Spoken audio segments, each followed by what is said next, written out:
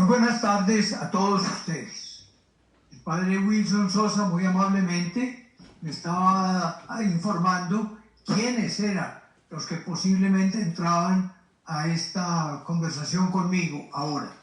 Me decía que algunos jóvenes que son seminaristas y que están en el curso introductorio, pero también grupos de laicos que pertenecen sobre todo a asociaciones, a grupos clericales, laicales, animados por el padre Wilson o sus seminaristas acompañantes.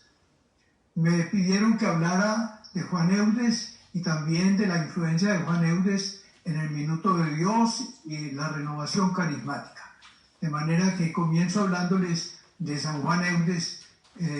Nació, como ustedes quizás lo saben, él vivió en el siglo XVII. Nació el 14 de noviembre del año 1601 y murió el 19 de agosto del año 1680, es decir, casi completa los 80 años de vida, que en esa época eran muchos. Ahora nosotros somos un poco más viejos por todas las penicilinas y todas las aspirinas que tomamos, pero de todas maneras Juan Eudes alcanzó a vivir casi 80 años. Bueno, los primeros años de su vida fueron las de un niño normal en su casa. Después lo enviaron, nació en un pueblito que se llama Ries, en la provincia de Normandía, es decir, en la parte norte de Francia. Ahí en Ries el niño fue creciendo, pero cuando llegó a los años como de bachillerato, lo mandaron a la ciudad grande vecina, como si hubiera nacido en Chía y lo hubieran mandado a Bogotá. Entonces lo mandaron a la ciudad que se llamaba Caen. Caen se escribe en francés Caen, por si de pronto lo han visto. Entonces allá en Caen él estudió sus años de bachillerato con los padres jesuitas, en el colegio de los padres jesuitas. Y en esos años se distinguió, porque era un muchacho muy correcto, muy piadoso, con una gran devoción a la Virgen María. Cuando tenía 14 años y ya estaba como informado de lo que es la vida de un hombre, entonces le puso un anillo a la imagen de la Virgen María en señal de que se quería desposar con ella, que la elegía como el único amor de su vida. Perteneció a la congregación mariana que dirigían los padres jesuitas.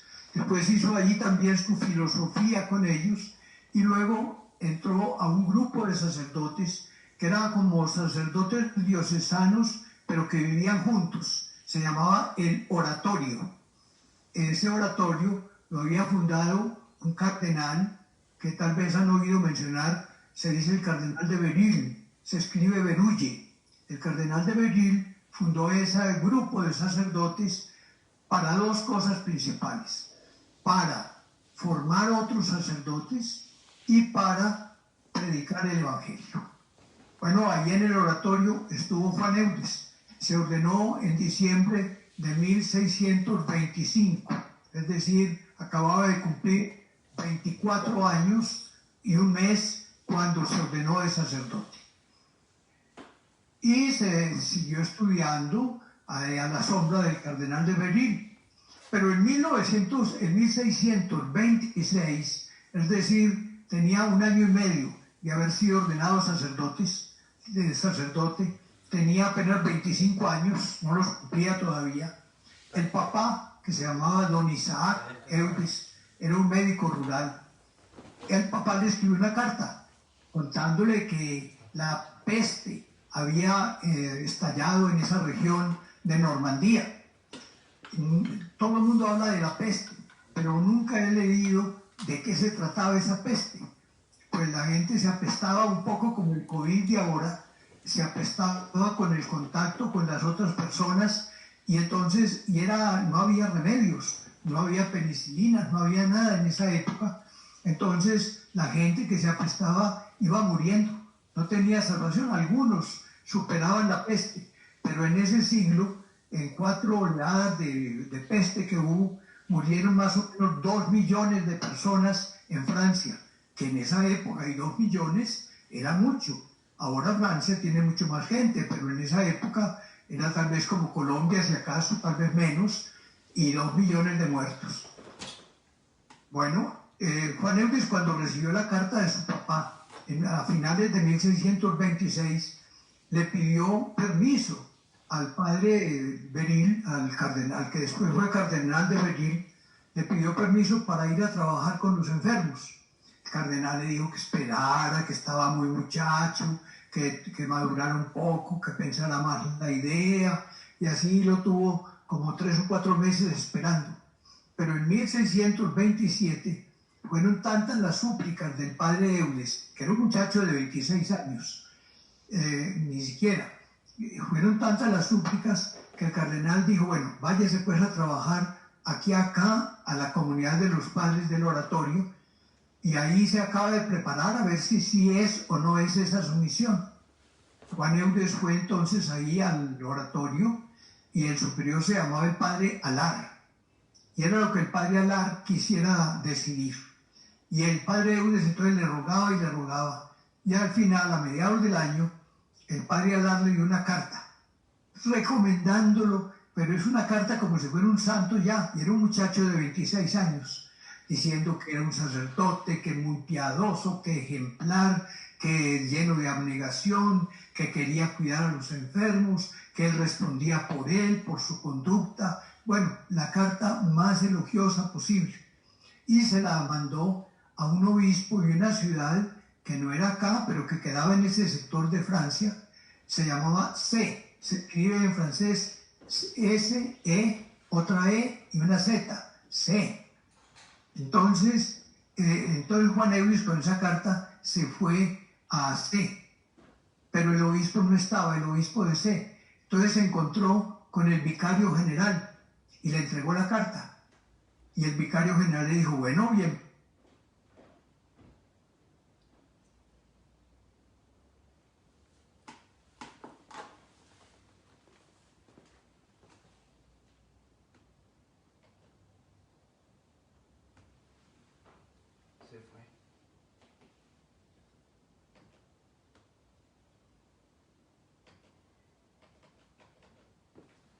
Bueno, entonces estamos nosotros hablando de San Juan Eudes, especialmente en este día, y hemos hablado precisamente de varias cosas importantes que tenemos nosotros en esta tarde. Entonces, estábamos hablando con el padre Diego Jaramillo justamente de todo lo que significa para nosotros los eudistas la vida de San Juan Eudes.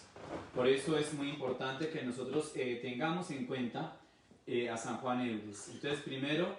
Por la mañana, la misa. Seguimos. Y luego Juan Eudes dice que tenía una cajita de hojalata. En el testamento dice que recordaba la cajita de hojalata que tenía donde llevaba las hostias consagradas y que esa cajita la conserva de recuerdo, que en su baúl la pueden encontrar.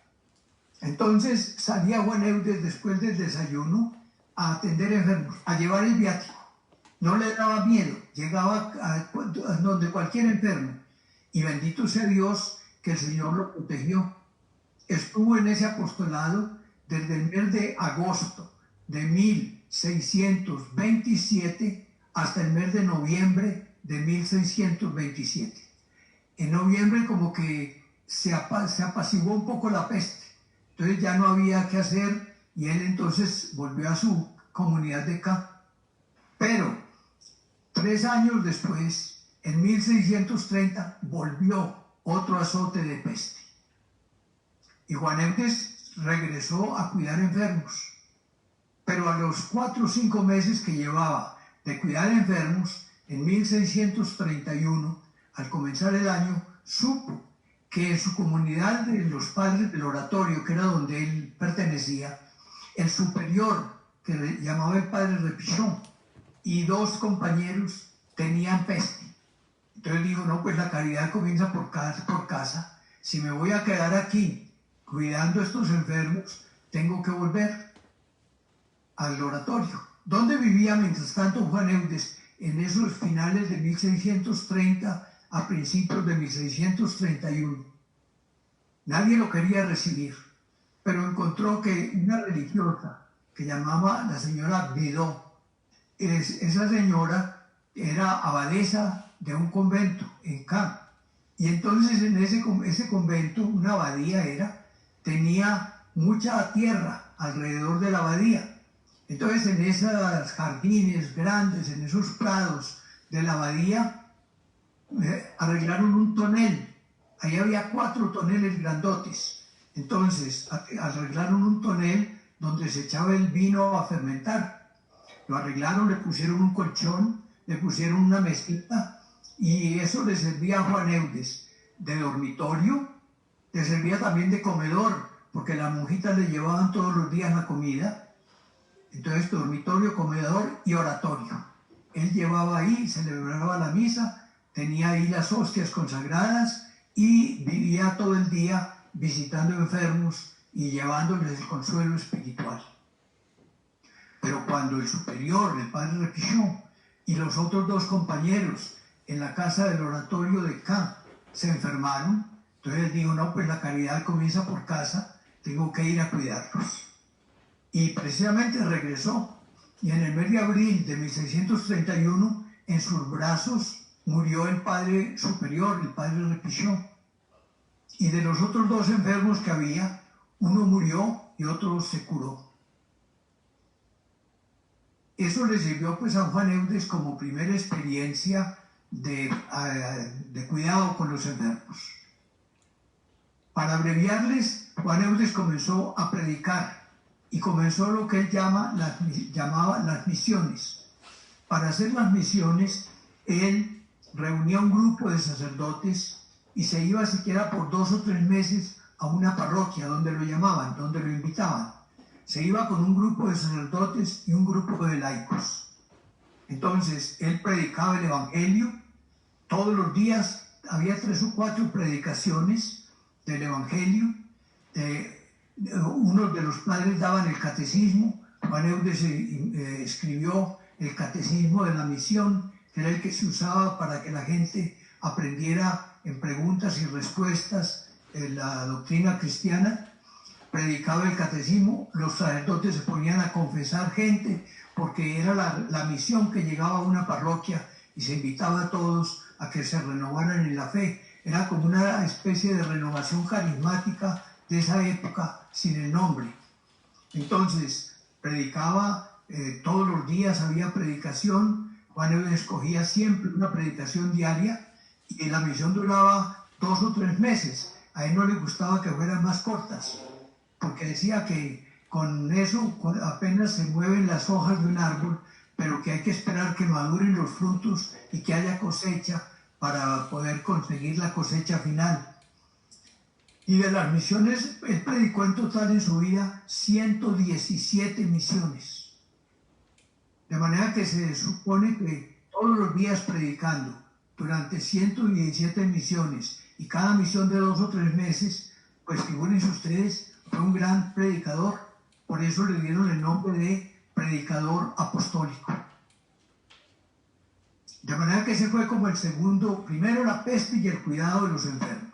Luego las misiones que predicó desde 1633 hasta que murió. Él murió en 1680, como ya les dije, y en 1680 al principio todavía estaba predicando una misión. De manera que toda la vida fue un misionero. Y él mismo, cuando firmaba sus cartas, ponía Juan Eudes, sacerdote misionero. Ese es el segundo aspecto. Tercer aspecto de la vida de Juan Eudes.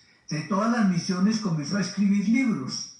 Y sobre todo en 1637 publicó un libro muy famoso que se llama Vida y Reino de Jesús en las Almas. Ese libro todavía lo editamos, todavía se puede conseguir, y es un libro de vida cristiana. Es cómo formar a Jesús en el corazón de la gente. Y siguió escribiendo libros, y los 2 últimos, ni siquiera, o los 3 últimos, ni siquiera alcanzó a verlos él estando vivo, sino que pocos meses después de que muriera, apareció un libro que se llama El corazón de la Madre Admirable, un libro sobre la Virgen María.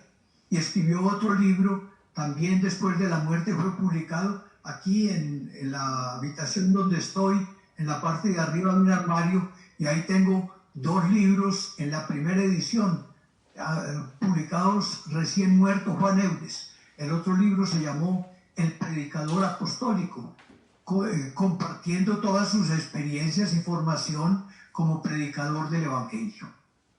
Pero él seguía preocupado por los pobres. Entonces, Enca comenzó a hacer una casa para que mujeres que hubieran trabajado en la prostitución se reformaran y pudieran vivir una vida cristiana. A esa casa la llamó El Refugio y fundó, con las personas que le ayudaban, fundó una comunidad religiosa que se llamó Nuestra Señora de la Caridad del Refugio.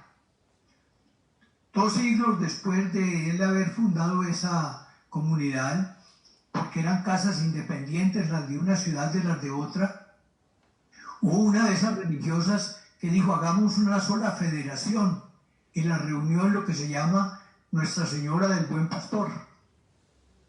Y después las del Buen Pastor y las del Refugio se reunieron en una sola comunidad que se llama Nuestra Señora de la Caridad del Buen Pastor. Es una comunidad muy importante. Aquí en Bogotá hay casas del Buen Pastor, en Medellín, en muchas partes. Es una comunidad que creció mucho. Bueno, entonces la vida religiosa, pero para servir a las mujeres que estaban en prostitución.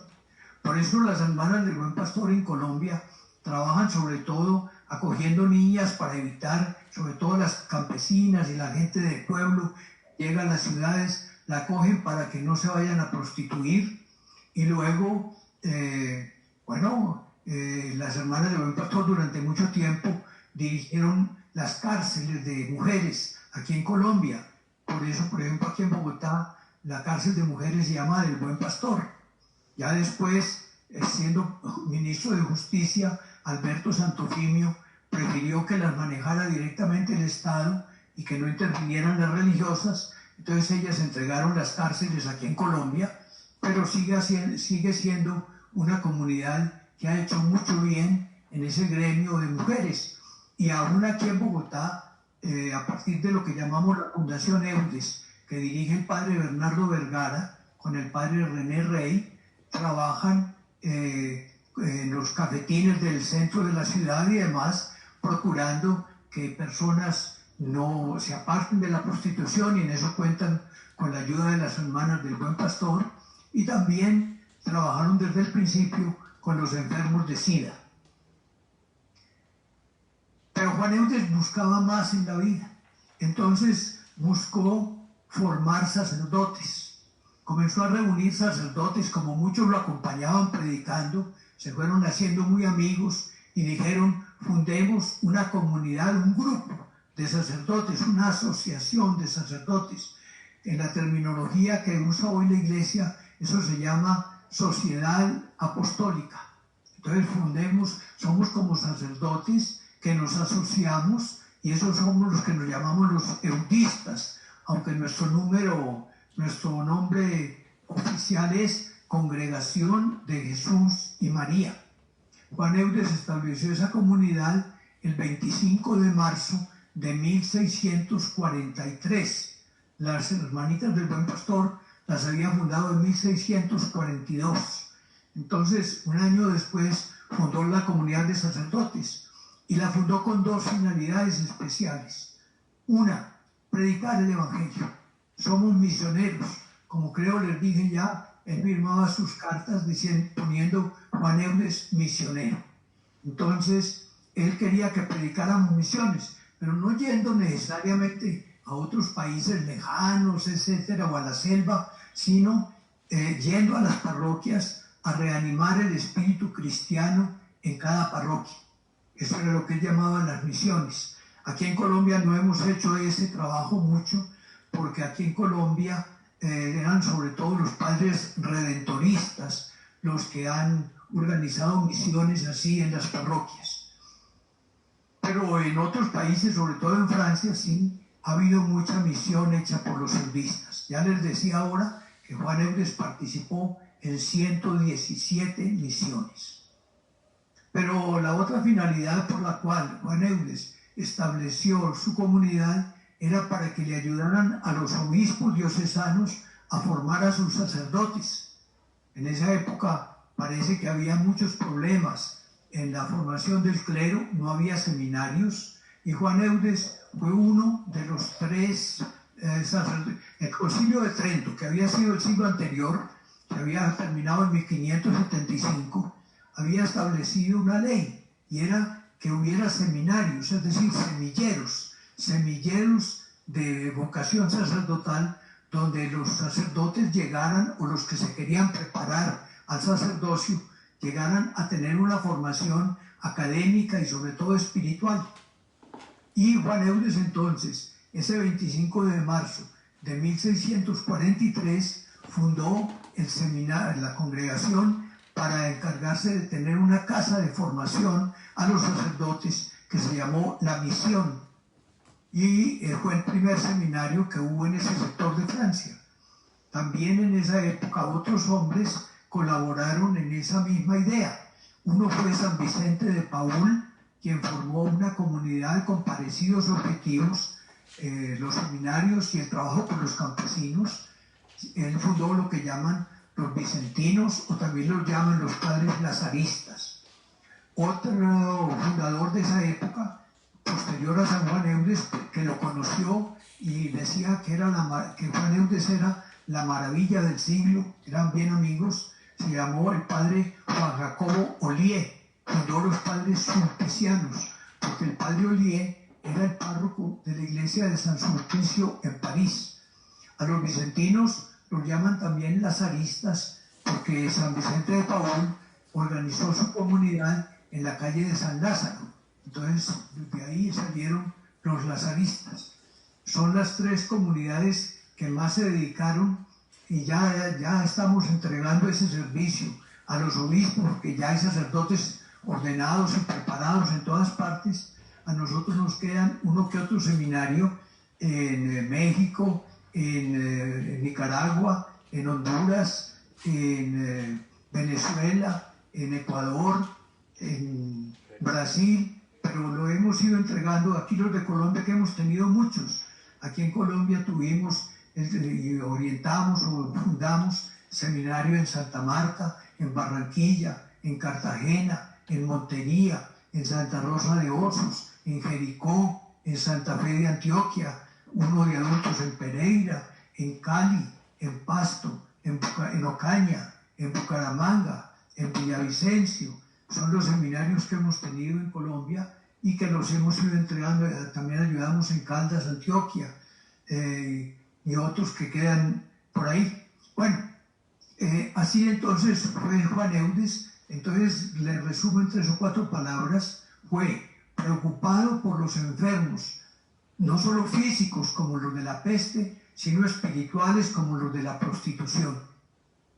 Segundo, un gran predicador apostólico, la maravilla del siglo, como decía el padre Ollier. Tercero, un formador de sacerdotes. Y todo lo centró en la devoción al corazón de Jesús y al corazón de María. Juan Eudes inventó en la Iglesia Católica 3 fiestas importantes. La primera, la fiesta del Corazón Inmaculado de María. La celebró por primera vez solemnemente el 8 de febrero de 1648. En segundo lugar, inventó la fiesta de Cristo Sacerdote.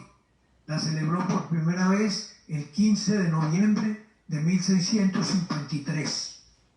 Y en tercer lugar, la fiesta al Divino Corazón de Jesús la celebró por primera vez el 20 de octubre de 1672. Perduraron las 2 fiestas del Corazón de Jesús y de María. Con los textos de San Juan Eudes los seguimos celebrando nosotros, el 8 de febrero y el 20 de octubre, respectivamente. Bueno, pues Juan Eudes entonces compuso esas 2 solemnidades, y por eso San Pío X le dio el título de Padre, Doctor y Apóstol del culto litúrgico a los Sagrados Corazones de Jesús y de María. También la fiesta de Jesucristo, sumo y eterno sacerdote, la celebra la Iglesia, aunque no es la fiesta que Juan Eudes estableció, sino que la Iglesia en la segunda semana después de Pentecostés tiene el jueves, aquí en Colombia, la fiesta a Jesucristo, sumo y eterno sacerdote. el viernes al corazón de Jesús y el sábado al corazón de María. De manera que esa semana es como una semana plenamente eudista. Yo creo que esa es la gran semana eudista que deberíamos tener todos los años, porque podemos celebrar la fiesta con los oficios de Juan Eudes, a Jesucristo sacerdote el jueves, al corazón de Jesús el viernes y al corazón de María el sábado. Bueno, eso por decir después de Juan Eudes, que ahora se propuso a la Santa Sede que le dieran el título de doctor de la Iglesia y estamos esperando alguna decisión del Papa al respecto. Pero Juan Eudes entonces fundó su comunidad, ya les repito, en 1643, y la comunidad duró 150 años. Pero en 1792 hubo una revolución en Francia, llamada la Revolución Francesa. Y los autoridades o los revolucionarios de esa época dijeron que daban por terminadas, que no tenían licencia de funcionar ninguna comunidad religiosa, ni asociación, ni nada. De manera que en 1792 se terminó la comunidad eudista en ese momento. Y de los padres que había en esa época, pues la iglesia venera, precisamente ahora el 18 de agosto, es decir, dentro de 4 días, dentro de 3 días, celebraremos la fiesta del beato Carlos Ansel, que murió, lo iban a desterrar de Francia, los tenían presos en un buque y ahí hubo peste y murió ahí el padre Ansel como testigo de Cristo.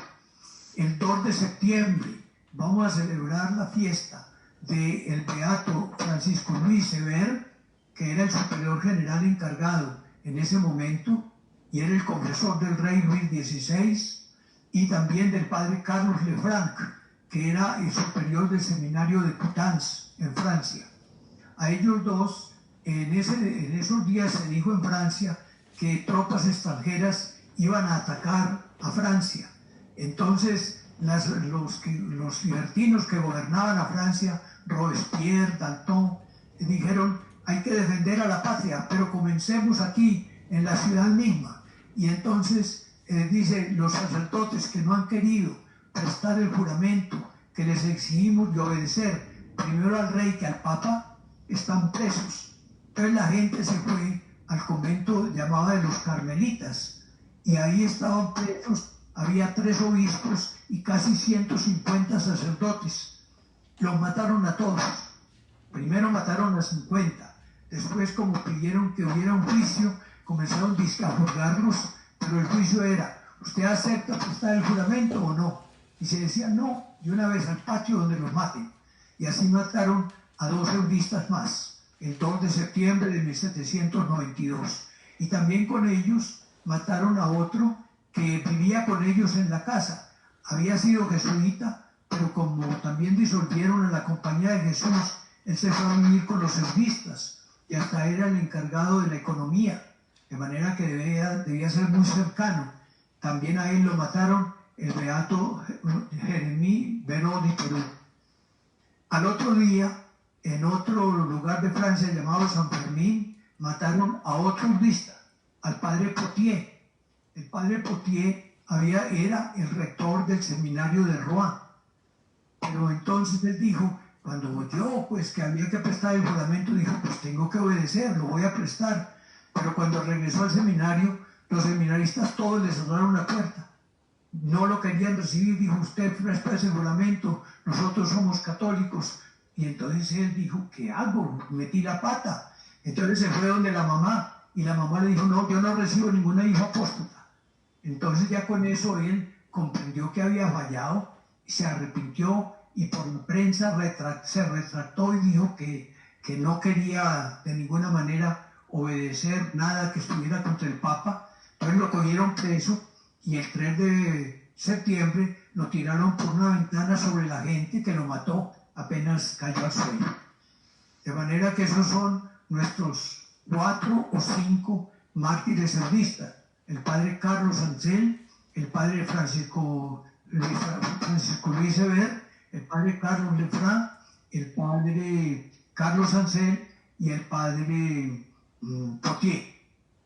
Bueno, los eudistas entonces quedaron suprimidos en 1792, pero muchos de los otros, varios estuvieron en cárceles, varios tuvieron que salir de Francia, de manera que tenemos como un grupo de hermanos. Uno, el padre Gallard, fue desterrado a la Guayana francesa. Lo trajeron aquí y fue el primero que llegó a América, como preso en la Guayana. Entonces, los que quedaron ya viejitos o por lo menos más avanzados en edad, duraron así 34 años. Y a los 34 años, 2 de ellos dijeron: ¿por qué no volvemos a reunirnos? Entonces invitaron, el padre Pierre Blanchard invitó a los demás a que se reunieran y renació la comunidad en 1826. De manera que dentro de 6 años cumplimos 2 siglos de esa restauración.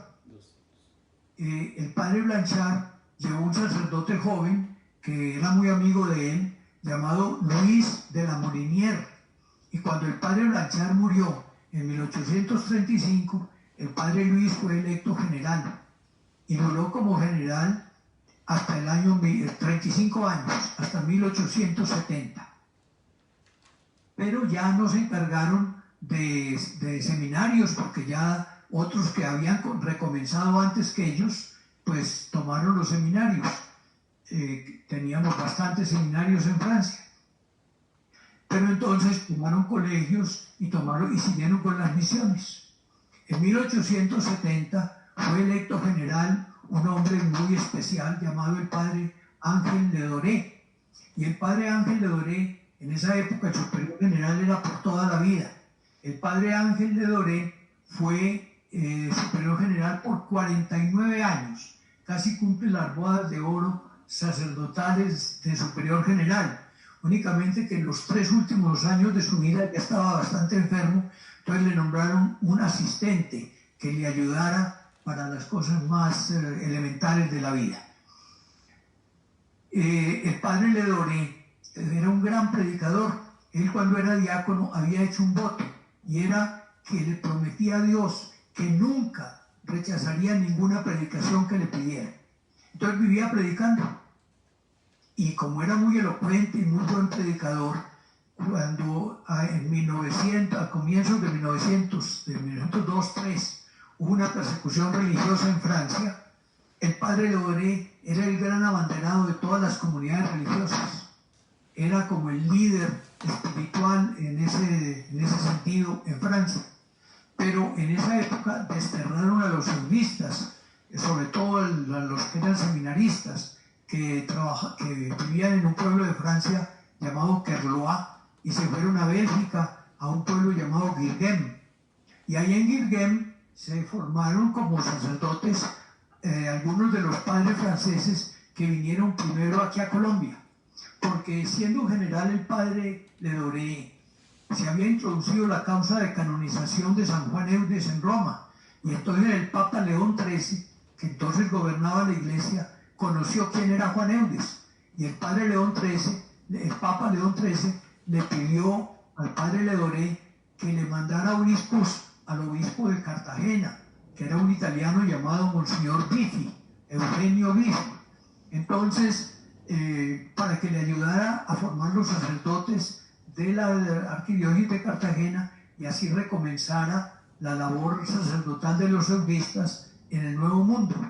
El padre Ledoré mandó primero a un padre que ya tenía 57 años, que se llamaba Teodoro Amón, y después de él vino el padre Francisco de Fuil, y comenzaron a venir los primeros franceses.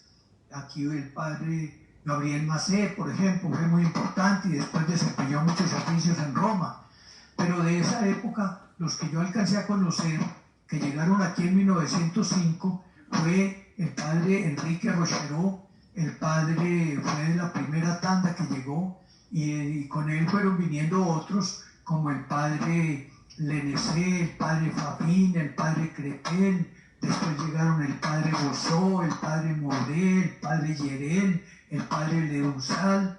Muchos franceses vinieron acá a formar sacerdotes en Colombia. De manera que fue muy importante el servicio sacerdotal prestado aquí en Colombia.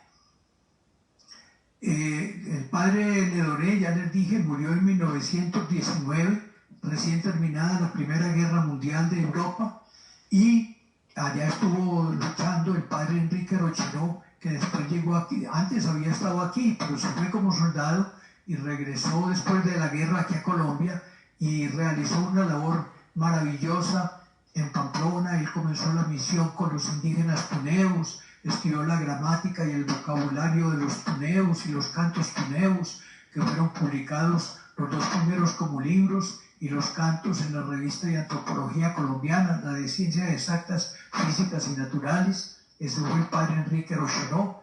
Y luego comenzamos pues acá en Colombia, primero en el seminario de Cartagena, se ayudó a Santa Marta, pero cuando hubo un obispo en Santa Marta, los del seminario menor pasaron a Ocaña y los del seminario mayor se fundó en Barranquilla, el seminario de Barranquilla, y se unieron después con Santa Marta, se unió en un seminario regional en Barranquilla o en Cartagena, en fin, y nos fuimos extendiendo por todo el país.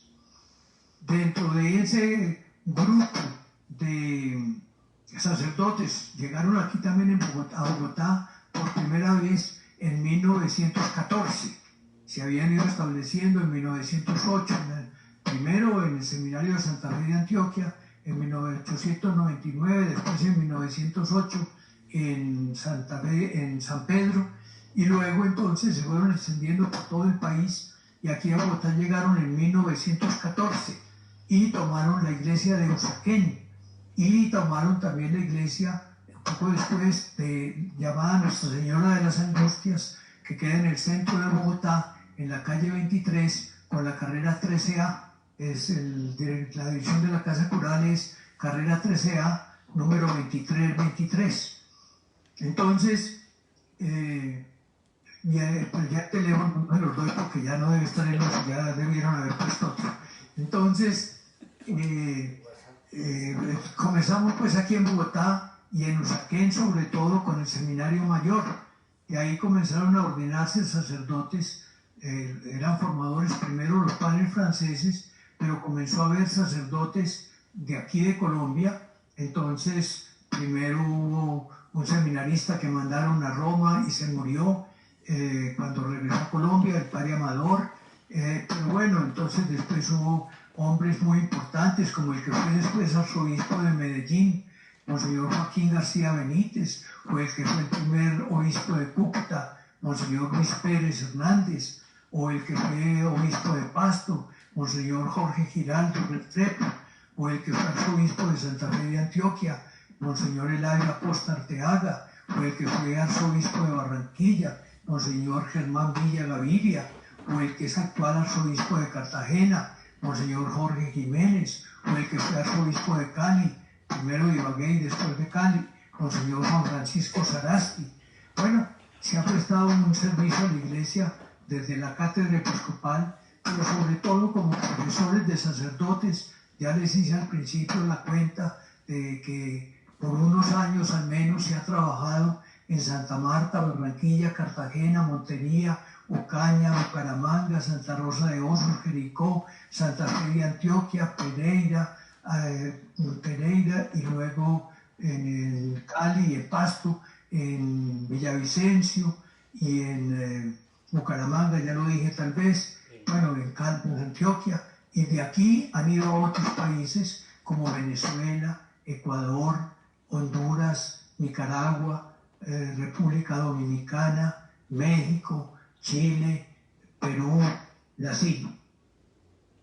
Sin contar con que otros eudistas desde Francia habían ido a Canadá y a Estados Unidos, de manera que toda América ha tenido la presencia eudista, y también Europa, porque ha habido eudistas sobre todo en Francia, en España, en Italia, en Bélgica. En esos 4 países ha sido como el foco, y ahora hay eudistas en Filipinas y también en África, sobre todo en Costa de Marfil, en Benín, en Togo, en Kenia, hemos tenido en República Centroafricana, en Ghana, de manera que el mensaje de Juan Eudes se iba llegando a todas partes.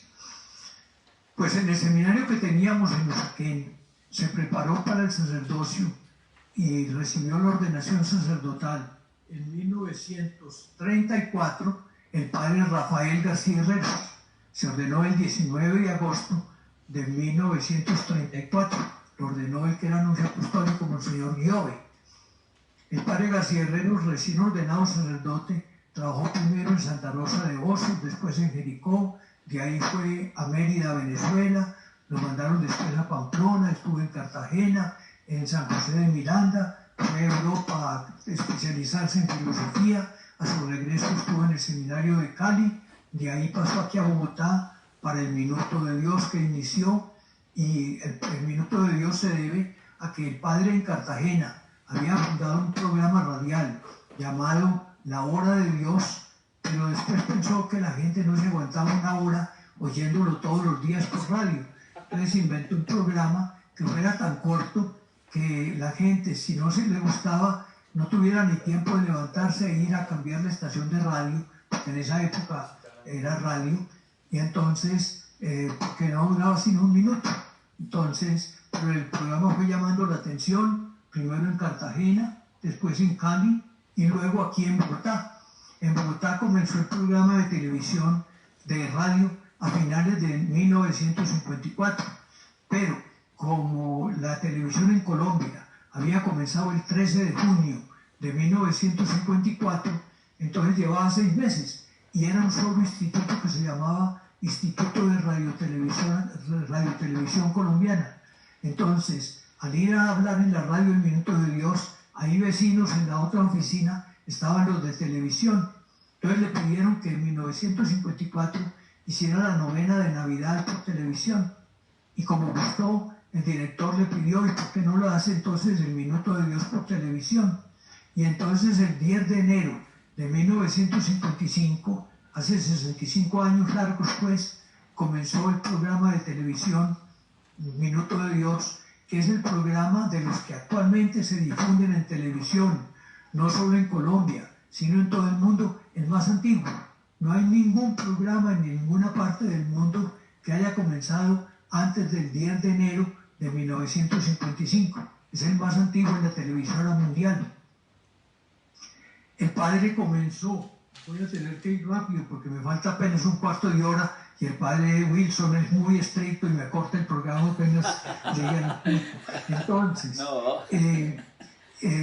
allá está disculpando. Entonces, el programa comenzó con una meditación sobre Dios, sobre Jesús, sobre el Evangelio, pero rápidamente el que ama a Dios tiene que amar al prójimo, porque el Evangelio de la palabra de Dios nos dice que si no amamos al prójimo a quien vemos, ¿cómo podemos amar a Dios al que no vemos? Y porque Jesús, cuando le preguntaron cuál es el mandamiento principal de la ley y le dijeron que amara a Dios sobre todas las cosas, él dijo con todo el corazón, con todo el alma, con todas las fuerzas, él dijo, y el segundo es parecido a ese, amar al prójimo como a uno mismo. De manera que hablando de Dios hay que hablar del prójimo, hay que hablar del amor al prójimo. Y el padre García Herreros comenzó a hablar del amor al prójimo. En esa primera etapa, los 2 meses primeros, el programa lo quiso patrocinar una entidad que se llama Beneficencia de Cundinamarca. Y le pagaban al padre 1.500 pesos por hacer ese programa. Pero entonces él, cuando le pagaron los primeros 1.500, dijo, me han pagado ese dinero por el Minuto de Dios, pero yo no quiero recibir plata por hablar de Dios. Yo lo hago gratuitamente. De manera que esos 1.500 los voy a repartir en 3 cuotas de a 500 para dárselos a una familia pobre. Por supuesto que 500 pesos de esa época eran como 5 millones de hoy. Entonces le llevó una familia pobre y le dio 500 pesos y a la otra noche otra y a la tercera noche otra. Pero a la tercera noche dijo, bueno, ya repartí lo que me dieron. Si alguien me manda más, pues repartiré, y si no, espero el mes entrante para repartir algo. Pero al otro día fue a la casa del padre García Herreros una mujer, que él por la noche, cuando contó el caso, dijo: fue una mujer, yo creía que iba a ser un negociante, un banquero, un industrial, pero no, fue una mujer pobre, que me dijo: padre, yo vi lo que usted hizo con su plata, aquí le traigo otra parte, otro dinero semejante para que tenga para otras 3 noches. Y eso lo dijo el padre con tanto gusto y tanta emoción que la gente comenzó a mandarle plata. Y entonces durante 7 u 8 años se repartieron todas las noches 500 pesos a una familia. Cada noche, hasta de Medellín venían familias los días sábados, los traía la compañía de aviación SAM. Entonces les hacía el viaje gratis y dormían aquí en Bogotá, recibían su cuota y regresaban a Medellín. Pero al mismo tiempo el padre, caminando por las laderas de Bogotá, vio una casita pobre y entró en un tugurio. Entonces se metió al tugurio y le propuso al propietario que lo cambiaran, que lo pintaran de blanco. Después de mucha resistencia, el hombre aceptó. Lo pintaron, pero cuando quedó pintado de blanco, el padre dijo: oiga amigo, esto quedó peor que lo que era, se ve más feo, porque se ven las latas y se ven los cartones y se ve todo. Luego y hagamos una casa nueva. Y el hombre no se atrevía. Dijo: ¿yo de dónde voy a sacar plata? Yo no, yo se la consigo. Entonces al sábado siguiente fueron, se tumbó ese tugurio y se llevó ladrillo y se comenzó a hacer una casita de ladrillo.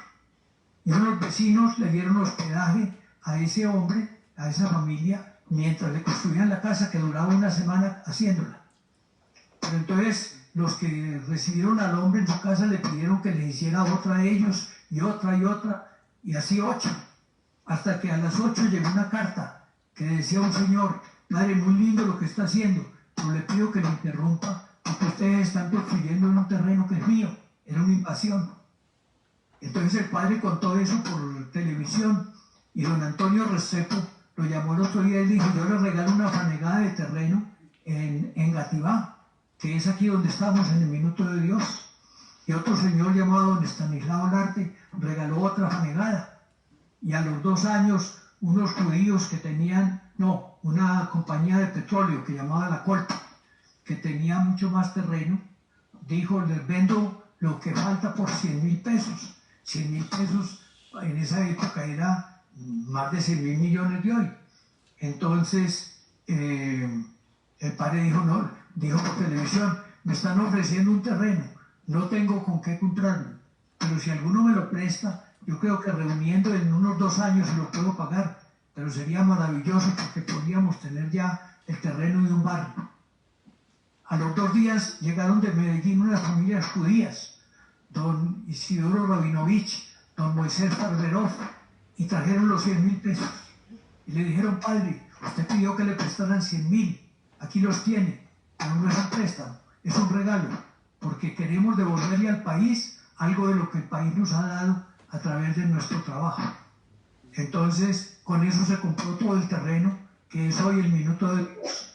Más tarde, como 10 a 12 años después, se compró otro pedazo allá en el extremo del Minuto de Dios, que se llama, hoy lo llaman el barrio Morisco, pero ahí también se construyeron casas, de manera que aquí en el Minuto de Dios se llegaron a construir en tiempos del padre Rafael unas 2.000 casas, poquitico menos, 1990 y tantas, 2.000 casas.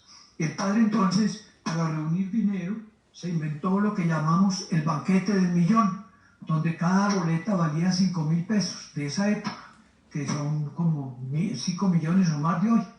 Entonces, yo creo que 8 millones se ha calculado lo que valían. Hoy la gente las vende a 400 millones.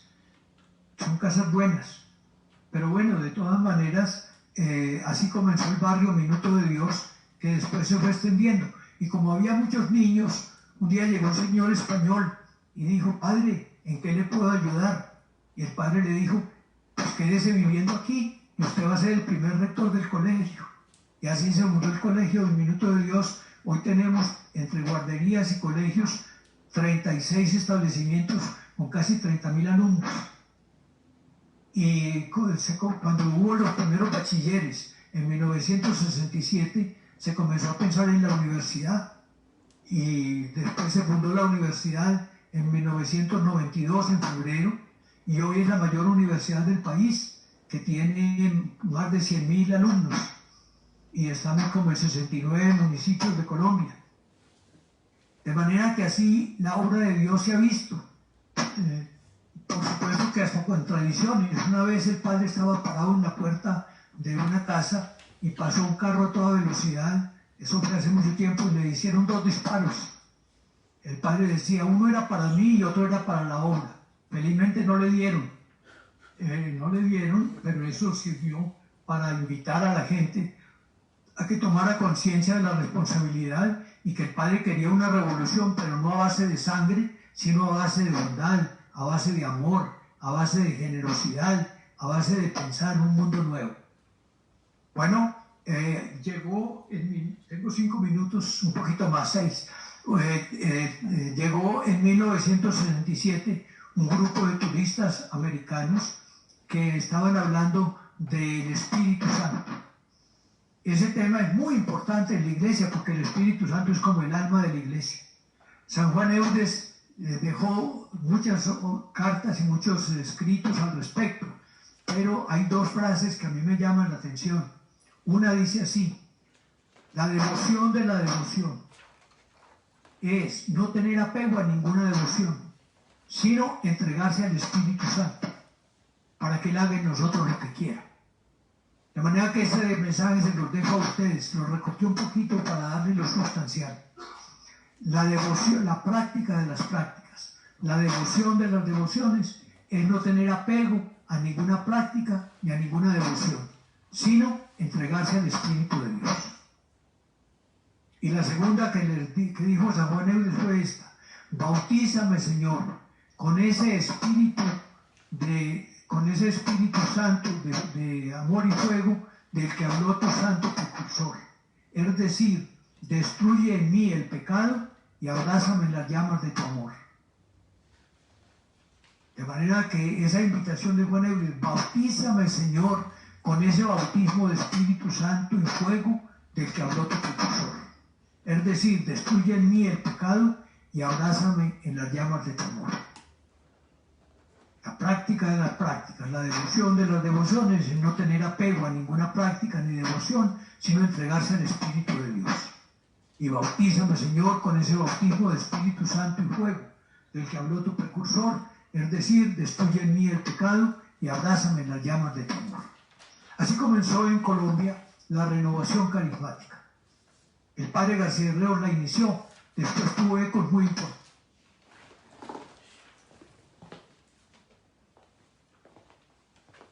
Nicolás Walsh, que se fueron luego a Estados Unidos, donde los hicieron obispos, pero ellos comenzaron la renovación carismática en Cali. Monseñor Alfonso Uribe Jaramillo, que era obispo de Sonsón, Río Negro, en Antioquia, comenzó la renovación carismática en Antioquia. Y así, un matrimonio de gringos que vivía aquí en Colombia, los esposos Kramer, sobre todo Marilyn, Glenn y Marilyn, comenzaron en Cartagena llevándole un mensaje a Monseñor Izaza, que era el arzobispo de esa ciudad. Y así en una parte y en otra fue prendiendo el fuego. Y así entonces llegamos a fundar aquí en Colombia el Centro Carismático.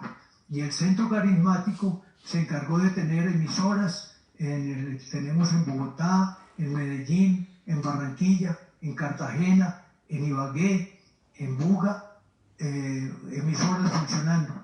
Y también entonces una empresa de televisión que prepara programas de televisión, se llama Lumen. Y tenemos también un centro para los campesinos, que es Fundación de Asesorías para el Sector Rural. Y tenemos la Corporación Industrial Minuto de Dios. Y tenemos la Cooperativa Minuto de Dios. Tenemos más de 12.000 empleados a los cuales hay que pagarle salario en todo el país, en las distintas presencias del Minuto de Dios, ya por la universidad, por los colegios, por la corporación, por la industrial, por Fundaces, etc. De manera que ese es el mensaje. Y a ustedes, ahora me dirijo a los que son jóvenes y quieren llegar a ser eudistas. Los esperamos con los brazos abiertos, pero a trabajar.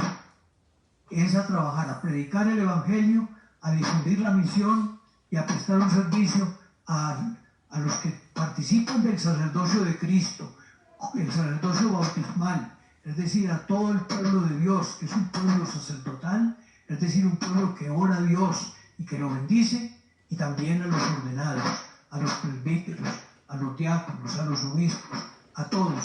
Para eso estamos, y muchachos, como nosotros, algunos al menos, todavía el padre Wilson no, pero algunos al menos ya estamos viejos, necesitamos a quien entregarle la rueda del carro, de manera a quien entregar el timón, de manera que vengan a aprender y sigan la labor. Amén. Que Dios los bendiga a todos. Espero que no me haya, apenas le doy 3 minutos al Padre para que prepare el siguiente programa, y que el Señor realmente que los bendiga, y que nos veremos en estos días, porque desde ahora ya los consideramos hermanos de nosotros. Bueno, muchas gracias. Un fuerte aplauso para el Padre Diego. Padre Diego, dice Ana Rueda, hermoso testimonio de Dios, maravilloso. Dice Luz Marina Caucali, dice gracias a Dios, el alma del Padre Rafael García Herreros y hoy el Padre Diego Jaramillo por el servicio prestado durante estos años. Dice, bueno, muchos comentarios de las personas le agradecen este programa. Dice Carmen, lo recuerdo en EWTN, las cápsulas para niños, muy hermosas enseñanzas, aprendí muchos datos muy importantes en su momento. Bueno, Rosa Sánchez, pudiéramos nosotros leer todos los mensajes, pero bueno, agradecemos a toda la gente que ha participado en este programa. Padre, un último mensaje para las personas que hacen parte de los movimientos también carismáticos en Colombia. Un mensaje también a todas las personas que nos han escuchado, último de usted, especialmente en ese tiempo de pandemia, un mensaje de esperanza. ¿Quiere otro mensaje todavía o qué? Claro, un mensaje de esperanza para las personas que están sufriendo la pérdida de los seres queridos. Así como está la pandemia golpeándonos a todos, así fue la peste en tiempos de fúnebres. Como les dije, en ese siglo en Francia murieron 2 millones. Aquí no han muerto 2 millones todavía no llegamos a los 100.000. Pero de todas maneras, el ejemplo que nos dio de amor, de entrega al Santísimo, llevándoles el viático a los enfermos y a todos los enfermos, dándoles esperanza y indicándoles que Dios era el que bendecía a su pueblo, orémosle a Dios y recibamos esto como una prueba para que nos permita pensar más en Dios. El hecho de que ustedes tengan que quedar en la casa una buena porción del día indica que pueden durante ese momento, además de desempeñar sus trabajos si son empleados, pueden orar, pueden leer la palabra de Dios y pueden favorecer el amor fraternal. Nada de peleas, nada de mal genios. Aguantemos esto con paciencia y tomémoslo más bien como una posibilidad que el Señor nos da para trabajar por su reino. Precisamente por eso estoy aquí con ustedes, porque en vez de ir a la oficina, el padre Wilson Sosta me pidió que desde aquí, desde esta porción del Minuto de Dios, les hablara y les comunicara este mensaje. Ojalá que les haya servido de algo y sobre todo que sea como una invitación a seguir trabajando por el Señor dentro de la gran espiritualidad que nos regalan Juan Eudes, primero desde Francia, y luego Rafael García Herreros aquí en Colombia. De nuevo les digo que Dios los bendiga. En el nombre del Padre y del Hijo y del Espíritu Santo. Amén. Bueno, muchas gracias al Padre Diego, muy amable por este programa. Le agradecemos todos sus mensajes, especialmente a toda la gente en Colombia, de ánimo y de esperanza. Muchas gracias, Padre. Dios lo bendiga. Bueno, entonces continuamos nosotros. Ahora vamos a tener nosotros